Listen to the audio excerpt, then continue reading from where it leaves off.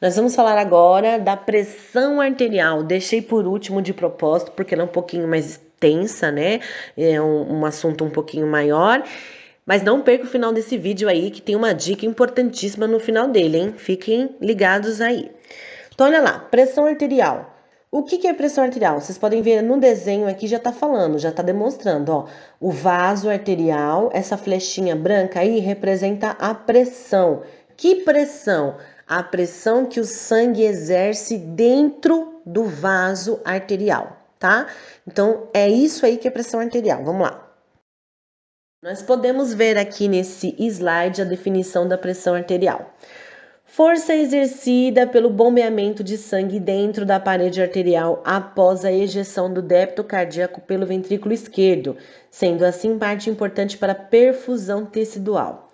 Eu coloquei aqui para vocês verem, né, o desenho da sístole e da diástole cardíaca, onde o que está em azul do lado direito seria a parte que carrega oxigênio, sangue pobre em oxigênio, né? Então, seriam as veias cavas superiores, o átrio direito, o ventrículo direito e a artéria pulmonar.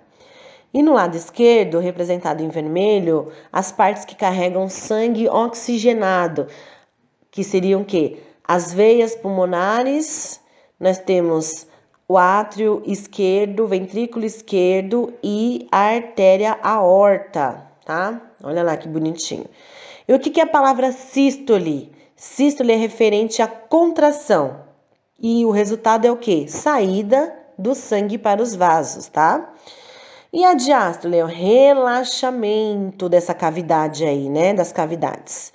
Nós vamos estudar, para falar da pressão arterial, nós vamos falar só exatamente, especificamente, do ventrículo esquerdo, tá? Porque ele que é responsável pela pressão arterial aí sistêmica. Nós sabemos que o ventrículo esquerdo inicia aí a pressão sistólica, né? Ele é responsável pela sístole aí. Porém, é interessante também falar para vocês que outros fatores influenciam na velocidade dessa pressão aí. Como assim, professora? Por exemplo, se eu tiver vasoconstrição, diminuição do lumen do meu vaso, essa pressão interna vai ser mais rápida. Se eu tiver o aumento desse vaso, o distanciamento desse lumen aí, a pressão com que o sangue passa aqui é menor. Para vocês terem uma noção, vou dar uma dica para vocês.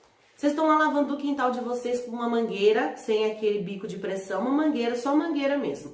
E aí você quer dar uma pressão maior na água. O que você faz? Você põe o dedo, né, ali no cano da mangueira.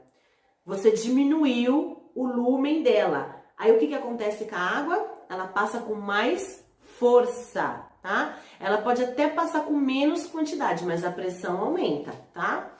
E se você quer uma água com menos pressão? E aí você tira o dedo, você aumenta o lumen e aquele líquido passa com menos pressão. É assim que funciona. Vasoconstrição é o quê? É a diminuição do meu vaso, né, do lumen do meu vaso. E aí, por consequência, aquele sangue passa com uma pressão maior. Na vasodilatação, eu tenho um espaço muito grande para aquele sangue passar. Então, a pressão ali vai ser menor. Entenderam? Outra coisa legal e interessante também de saber é que, lógico, tem a ver com resistência periférica e tudo mais, mas são outras coisas que a gente vai falar. É o aumento de líquido intravascular. Quanto mais líquido eu tenho, né, dentro dos meus vasos, maior a pressão, porque tem bastante líquido, então ele tem que passar. Por isso que alguns médicos, a maioria deles, falar nisso, fazem associação com diuréticos, né, para diminuir o líquido intravascular em casos de hipertensão. Só para vocês terem noção o porquê também do líquido aí faz aumentar sim a pressão arterial. Existem algumas características da PA, né? Então vamos lá. Tipos, função, local de aferição, terminologia e valores. Então, os tipos de pressão que a gente tem seria a sístole e a diástole, né? E nós verificamos e precisamos como parâmetros aí. Qual que é a função da pressão arterial? Suprimento tecidual e manutenção celular. Sem a pressão, o sangue não chega nos vasinhos, né? Nos nossos vasos sanguíneos. Eles não chegando, não vão suprir a necessidade metabólica dos tecidos, bem como nutrientes e oxigênio. Então, eu preciso da pressão arterial aí. Ela é importantíssima, né? Ela carrega o alimento de cada célula aí. Locais de aferição: região cubital, poplítea e pedial, tá? Cubital é a fossa cubital, né? Seria a dobra aqui do cotovelo de forma interna. A poplítea atrás do joelho e a pedial que é em cima do pé, no dorso do pé. Depois eu mostro para vocês como é que nós verificamos em cada região, que é interessante saber disso. Porque os membros superiores, quando não podem ser verificados, quando o paciente ou tem uma fístula arteriovenosa, ou ele tem mastectomia, ou ele simplesmente não pode, e eu não tenho, ou ele não tem os membros, eu posso verificar nessas outras regiões, tá? Terminologia. Então, olha lá, gente, eu coloquei as principais também, mas existem outras terminologias referentes à pressão arterial, eu coloquei as mais comuns e os valores. A unidade de medida da pressão arterial é por milímetro por mercúrio, olha, mmHg, representado nessas siglas aí, tá? Então, a pessoa está hipotensa, né? Hipotenso, quando? Quando a PA dela está menor que 90 por 60 milímetros por mercúrio. Professora, mas eu estudei lá, falou para mim que é assim. Gente, são valores aproximados, depende da literatura que cada um utiliza para embasar, variações assim pequenas, tá? Normotenso é de 90 por 60 a 129 por 84. Então, essas daí seriam consideradas normais, tá? E a limítrofe? O que é limítrofe, gente? Limítrofe é quando está no limite. Não significa que você está hipertenso, é que você está no limite, tá? Então, seria o quê?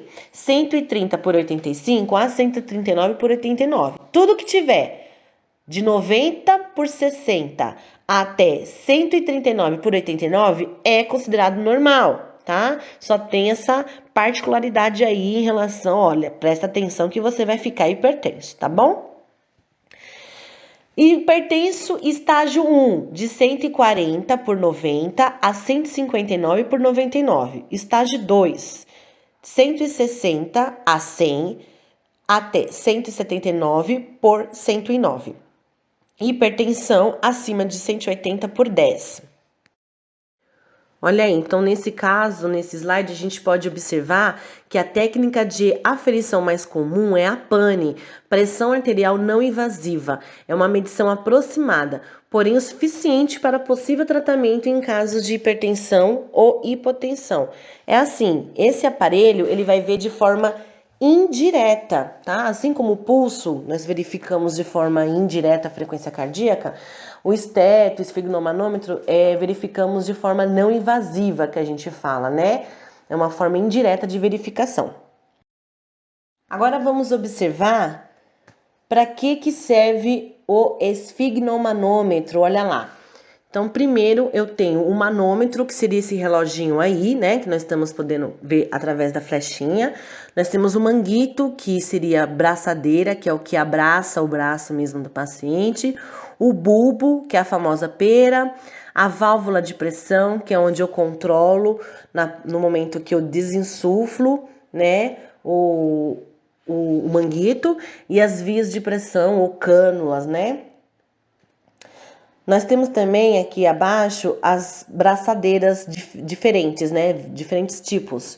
Então, vai de acordo com cada biotipo. Então, por exemplo, uma pessoa emagrecida não pode utilizar uma braçadeira de uma pessoa obesa, por exemplo, porque vai atrapalhar, você não vai conseguir fixar adequadamente essa braçadeira, vai ficar solta, vai soltar e você não vai conseguir verificar a pressão da pessoa.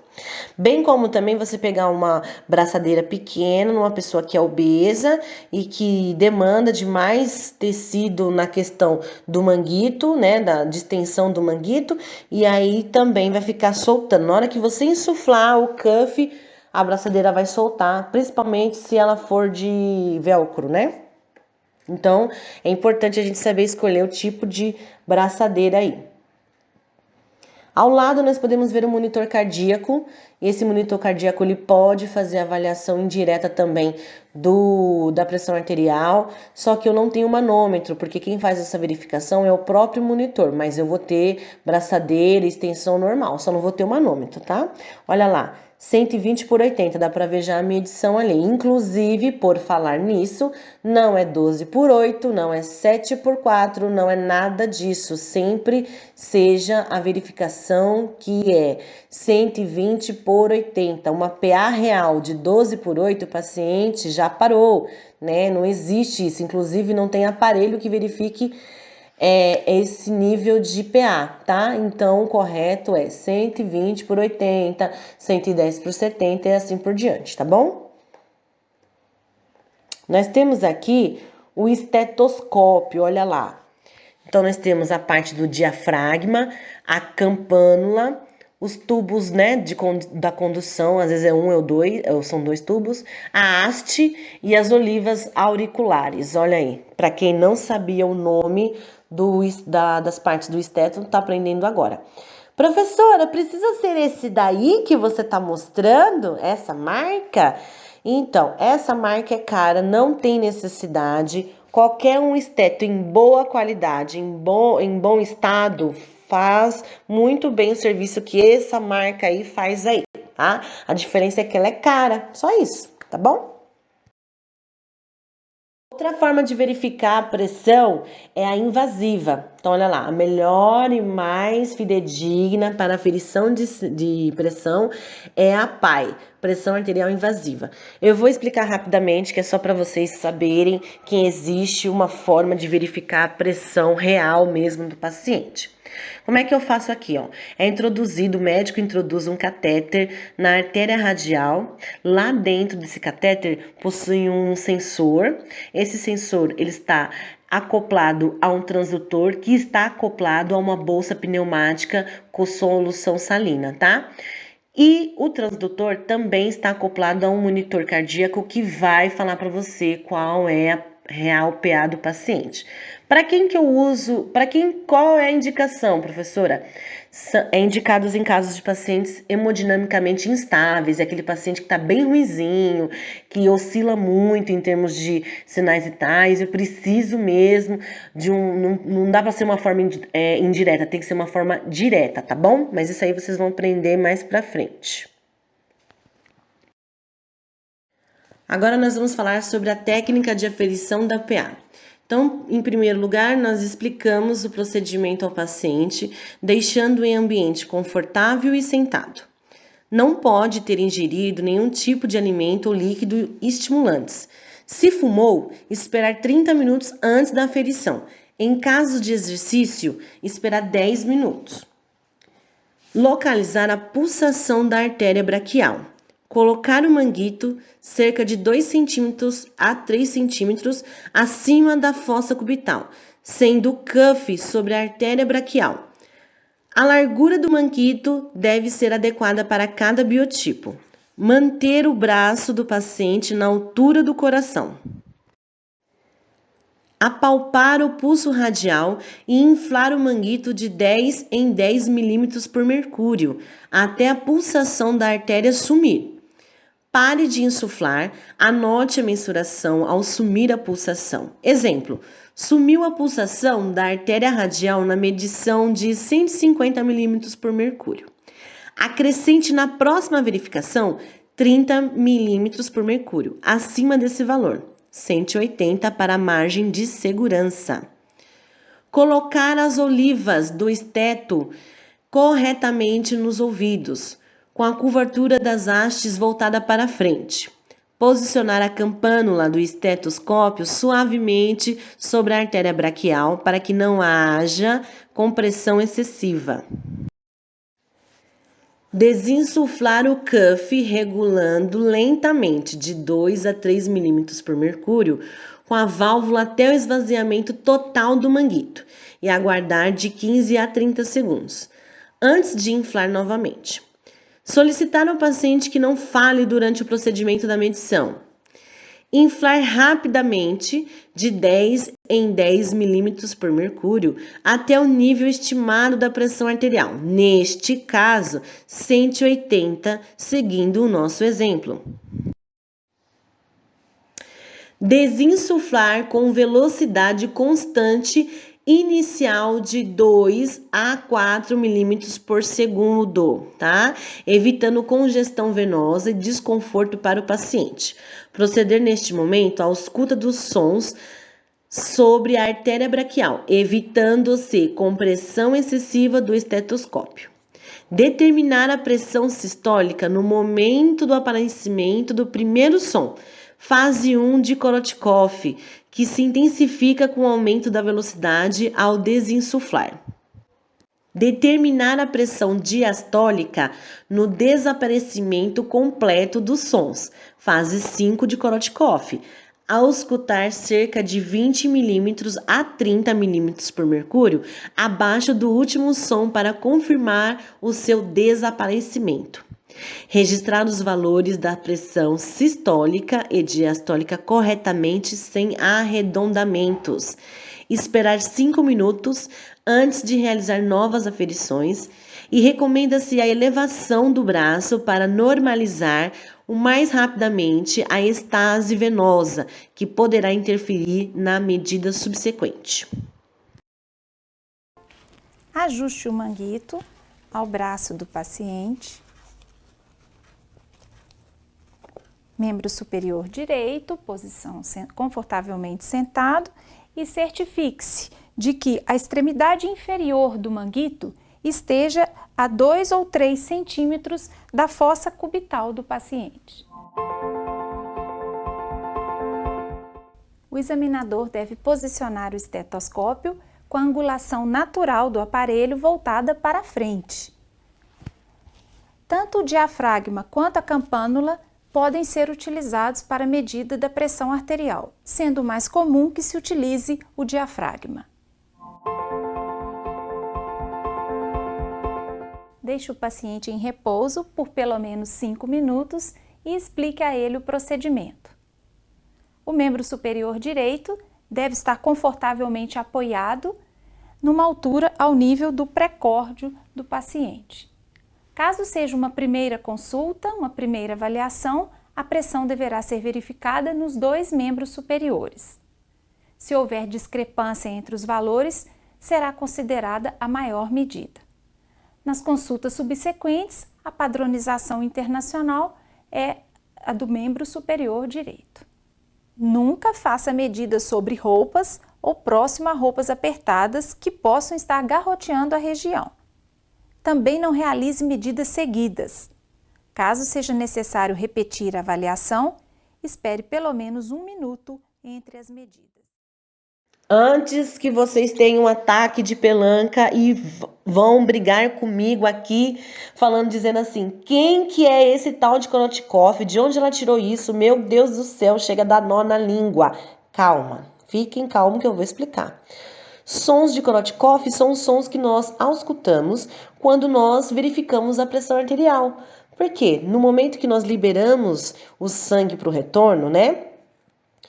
Ele faz um som, ele bate na parede arterial e provoca um som. Os sons, né? Não é um só, são vários.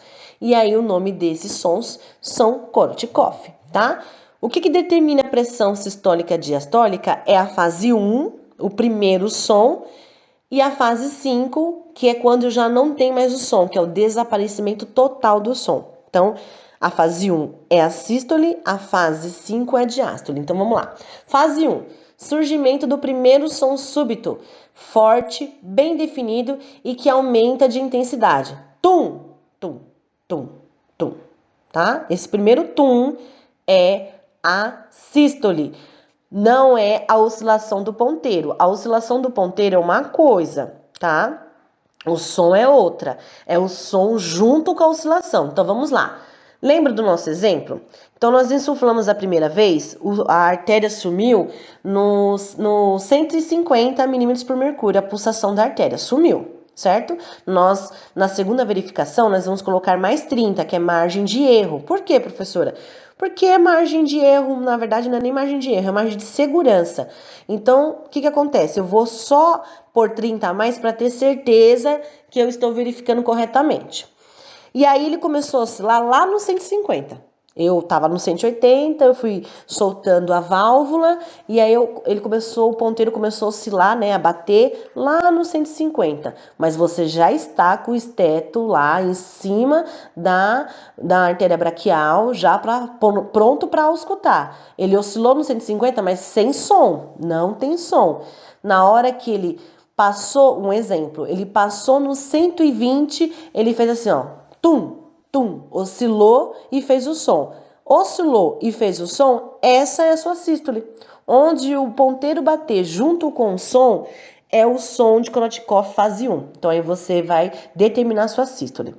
Vai ter outros sons, que seria a fase 2, sons mais suave, prolongado, pode ser inaudível. O que é inaudível? Não dá para auscultar, tá? Chamado de hiato auscultatório. Fase 3, sons mais intensos e nítidos, hiato auscultatório também. Fase 4, sons mais suaves e abafado de baixa intensidade. É aí que você se liga, porque o próximo, assim que cessar, já é a diástole. Então, vamos lá. Tum, tum, tum. Tá ouvindo? Esse último tum e o desaparecimento é a minha diástole. Tá? Então, é o surgimento do primeiro tum com a oscilação do ponteiro, óbvio, e o desaparecimento e não tendo mais oscilação. Para eu ter certeza que eu não tô escutando e nem mais oscilação, eu ainda termino devagarzinho ainda, né, lentamente, ali até uns 20 a 30 milímetros por mercúrio para baixo, para ter certeza que não tem mais som e que não tem mais nada, tá? Aí eu termino. Porque tem gente que solta a válvula de uma vez, passa lá, um exemplo, bateu no 120, quando tá no 70, a pessoa passa do 70 e já solta de vez a válvula. 120 por 70. Não, você não terminou de fazer a ausculta corretamente. O som tem que sumir mesmo, para daí você soltar o restante do ar que tá no sistema lá, tá bom?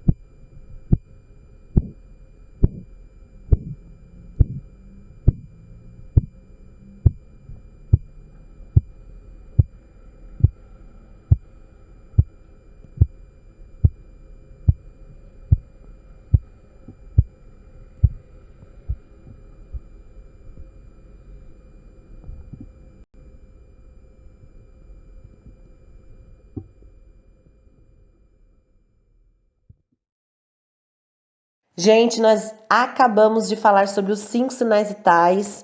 Super legal, super produtivo esses 2 vídeos, mas daí vem essa dica que eu estou falando para vocês desde o começo deste vídeo aí. Gente, a saturação, ela não é um sinal vital, tá? Mas ela está sendo utilizada muito como parâmetro para ajudar a gente na diagnóstica do paciente, na clínica do paciente, na evolução, no prognóstico. Está sendo muito utilizada principalmente em pacientes que têm doenças basais de fundo respiratório aí, tá? Então, vamos lá.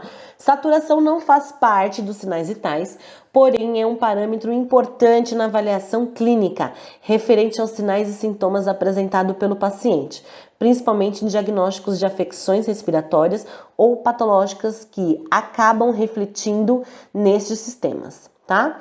O que é a saturação, então, propriamente dita, Pro? É a taxa de oxigênio no sangue periférico através de um aparelho chamado oxímetro de pulso. Vocês podem ver que tem 2 fotinhos aqui. Uma delas um oxímetro está no dedo, né? Esse oxímetro aí, dedal, digital, ele não é padrão hospitalar. Aliás, qualquer aparelho que não seja do hospital não é viável. Por quê? Porque os aparelhos dos hospitais, eles têm aí uma regulação própria e tem um setor que toma conta desses aparelhos, que é a engenharia clínica. O seu aparelho não é o mesmo do hospital. E qualquer alteração do sinal vital, se você não verificou com o aparelho do hospital, é complicado, porque aí eles vão alegar que o seu aparelho está descalibrado e o que do hospital está. Então, é para usar o do hospital. Mas, professora, onde eu trabalho, não tem. Aí é outro assunto, tá? Mas o que é certo e o certo é você utilizar os materiais do hospital, tá bom? Então, esse do dedinho aí, a gente pode ver por aí, né, na Globo, mas não deveria. O que a gente pode utilizar é o outro, né, ali, ó, da direita de quem tá vendo o vídeo. Esse é do hospital. Tem uns maiores, uns menorzinhos, mas é esse aí, tá? Vocês podem estar utilizando. Nós temos agora aqui o slide com os valores de referência de saturação. Então, vamos lá, ó. Nós temos um valor de referência e a conduta frente a esse valor. Então, olha, saturações de 95 a 100% está ótimo, o paciente está saturando perfeitamente, então mantém conduta. Saturações de 93 e 94, devemos observar e comunicar o enfermeiro ou o médico. Por quê? Neste momento, a saturação neste valor de 93 ou 94, a princípio, isoladamente, não tomamos nenhuma conduta, a não ser observação mesmo. Mas se o paciente apresentar essas duas saturações com sinais e sintomas de desconforto respiratório, taquipneia, qualquer outra alteração, tem que tomar conduta sim, ok? Aí nós temos os valores de referência, né? Para assim como os outros sinais, eu tenho esse também. Então, olha lá. Igual ou acima de 95 é ideal, mantém conduta. O que é conduta? Não faz nada, tá ok. É ótima essa saturação. Essa saturação pode ir até quanto, professora? Pode até 100%, tá? Ela vai até 100%, não tem mais que isso. Então, igual ou acima de 95 a 100%, tá ok. Valores de 92 a 94, observar e comunicar ao enfermeiro ou médico. Como assim, professora? Não tá baixa? Tá, mas vamos observar. É ideal também você olhar o contexto do paciente. Lembra que eu fico dando dica para vocês? Olhem o sinal vital e vê se ele bate com o que o paciente apresenta, tá? Uma saturação de 92, 94 é baixa, mas, por exemplo, se um paciente que está num desmame de oxigênio, ou ele tem um problema respiratório, ou ele tem um problema neurológico que vai alterar aí a fisiologia respiratória, então vai dar uma saturação mais baixa. Paciente com pneumonia, broncopneumonia, são pacientes que vão saturar baixo até melhorar mesmo, tá?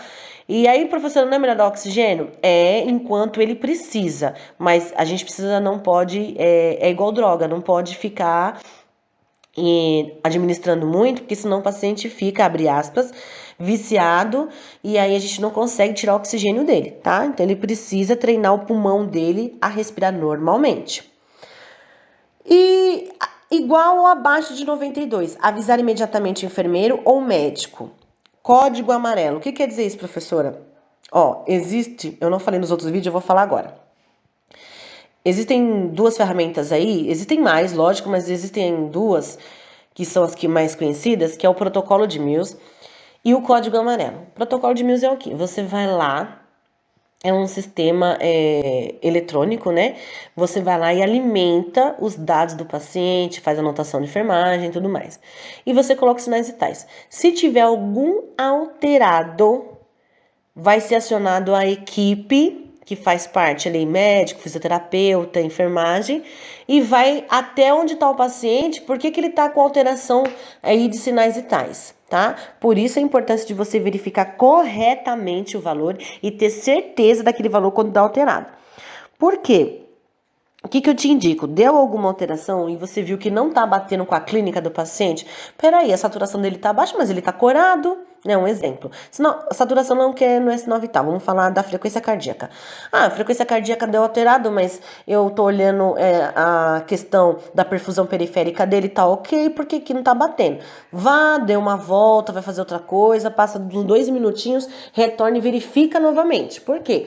Para você ter certeza que aquele sinal vital ou os sinais vitais estão alterados, tá? Por isso que a gente pede não tem uma sequência para vocês verificarem os sinais vitais, mas a gente pede para vocês verificarem a pressão arterial primeiro, para daí verificar os dois. Por quê? A pressão, ela é a que mais oscila dos sinais vitais, tá? E aí, se ela tiver alterada, enquanto você verifica os outros sinais vitais, dá tempo do paciente, né, ficar mais calmo, não sei o que aconteceu com ele, enfim, para você também dar um tempinho ali na estenose venosa, e aí você verificar novamente. Então, aí você vai, verifica o APA. Deu alteradinha, né? Lógico, deu alterado muito, você já chama, mas não deu uma alterada ali. Aí você pega, dá um tempinho, né? Verifica a frequência cardíaca, respiratória, e vai perguntando pro paciente outras coisas. Aí deu uns 5 minutinhos, você verifica novamente, tá? Para ter certeza. O código amarelo é parecido com o de Mills, só que o código amarelo, geralmente, ele está associado com sintomas também. 1 ou 2 sinais vitais alterados, junto com outros sintomas. Então, por exemplo, uma frequência cardíaca associada com náusea, um exemplo, ou pressão arterial, hipertensão arterial elevada, né, aí, óbvio que está elevada, mas uma hipertensão aí associada com náuseas e vômitos, ou uma taquipneia, né, associada com tosse, enfim. Aí o código amarelo ele trabalha junto com a alteração do sinal vital e sintoma. O protocolo de Mills é só alteração de sinais vitais, entenderam? E aí, professora, o que eu faço então se der igual ou abaixo? Eu só aviso? Se eu não tiver protocolo nenhum, não tem problema. Nós, enfermeiros, temos respaldo legal, tá? Que podemos administrar catéter tipo O2, né? Tipo óculos de O2, até 3 litros por minuto. Então, nós podemos fazer, tá bom? Temos respaldo legal. Pode fazer o enfermeiro, tá? Então, se você falar com o enfermeiro, falar, o paciente tá com desconforto respiratório, tá apresentando aqueles sinais e sintomas lá que eu falei pra vocês, tá com taquipneia, tá com dissaturação. O que é dissaturação? A saturação tá caindo, tá? O que a gente pode fazer? Enquanto eu vou atrás do médico, ouvir o que eu vou fazer, eu já posso dar um suporte ventilatório para esse paciente aí não dessaturar e entrar em parada respiratória. Aí complica a minha situação, tá? E quando dá ali abaixo de 89 e Glasgow de 7,8, o que é isso? Não entendi. Então, abaixo de 89. Glasgow é uma escala de nível de consciência que o enfermeiro aplica também, tá? E ela vai de 3 a 15. Lembrando que 15 é ideal, 3 não tem nível nenhum de consciência. E ó, passível para IOT. O que é isso, professora? IOT é intubação orotraqueal. Então, professora, toda vez que eu pegar uma saturação de 89 e a enfermeira avaliar que o Glasgow tá 7 e 8, eu preciso intubar? O médico vai ter que intubar? Não, não é isso. Ó, passível para intubação. A literatura, os protocolos falam que uma saturação de abaixo de 89, um Glasgow de 7, 8, teria que intubar. Mas, gente, lembra? Vamos olhar os sintomas e vamos olhar o quadro geral. Então, vamos lá. Chegou no pronto-socorro um paciente com broncoespasmo. Proveniente, um exemplo. Vou falar um exemplo real. Uma criança chegou no pronto-socorro com broncoespasmo, saturando 75.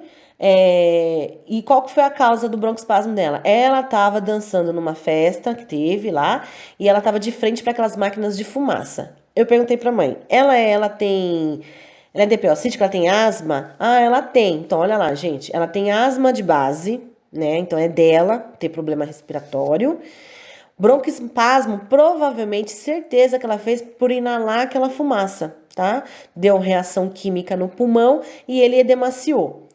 E aí, adianta entubar uma pessoa que tá com o pulmão, abre aspas, praticamente fechado? Não, eu tenho que broncodilatar esse pulmão aí. Eu não, né? O médico. E aí, você segue o protocolo de broncoespasmo ou o médico pega e fala assim, vai fazer qual medicamento? Vai fazer hipatrope, vai fazer fenetorol, vai fazer aminofilina, adrenalina subcutânea, enfim. Aí ele vai decidir o que vai fazer para broncodilatar. O que aconteceu? Fizemos a inalação, fizemos broncodilatadores, demos aí outros medicamentos associados. Ela em 1 hora estava ótima, saiu e foi embora saturando 99. E eu precisei entubar ela? Não, porque foi um caso agudo, né? A causa desse broncoespasmo era uma causa reversível e aguda. Então, essa literatura, essa informação que eu passei para vocês é passível de, porque depende, não, agora chegou um paciente lá com comprometimento grande de tecido pulmonar, ruim, horrível, saturando 80, aí é outra coisa, tá? Aí eu vou ter que entubar esse paciente, eu não, né, o médico. Só para vocês terem uma noção. Para quem chegou até o final do vídeo, muito obrigado. Indique nossos vídeos, curtam nossos vídeos, inscrevam no nosso canal e ativem o sininho para receber notificações aí.